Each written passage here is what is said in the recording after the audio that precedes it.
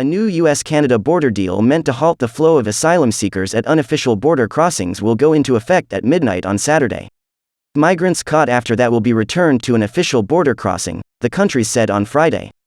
Large numbers of migrants have been making unsanctioned crossings via Roxham Road at the US-Canada border. The move closes a loophole in an agreement between the two nations on where migrants may claim asylum. The amendment is part of efforts to limit an influx of migrants at Roxham Road, an unofficial crossing between New York State and the province of Quebec. A record number of migrants, some 40,000, crossed into Canada last year, the vast majority of which entered at Roxham Road.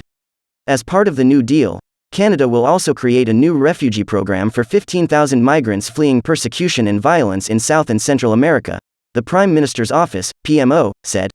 The new deal has been criticized by refugee advocates as ineffective to ending the irregular crossing of migrants into Canada. It is not going to stop people, Abdullah Daoud, executive director at the Refugee Centre in Montreal, told the BBC on Friday, adding he is concerned it could insensitivize human smuggling. Speaking about the new refugee program, he said, "The numbers are too low. We had 40,000 cross just in the past year. 15,000 is a low number, and just from one part of the world, the Western Hemisphere. The US side has also seen a rise in migrant crossings into Canada." Mr. Biden's administration has also proposed to crack down on asylum seekers at the US southern border with Mexico by making it harder for migrants to claim asylum once COVID border controls lift in May. The proposal has met backlash from human rights groups. What else is Biden doing in Canada?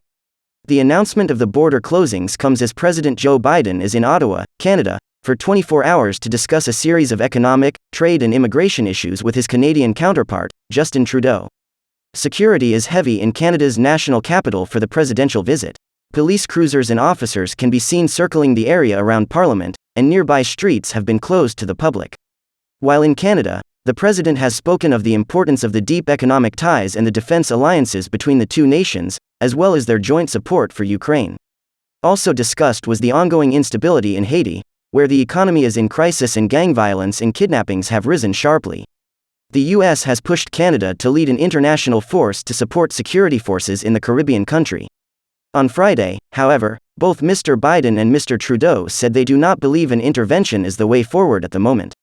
The biggest thing we can do, and it's going to take time, is to increase the prospect of the police department in Haiti having the capacity to deal with the problems, Mr. Biden said at a joint press conference. He added the instability is a real, genuine concern, as ongoing gang violence could leave a large number of Haitians displaced. The two countries also announced they will lead a new global coalition on the opioid crisis. It will look to tackle the issue of drug trafficking not only in North America, but across the world.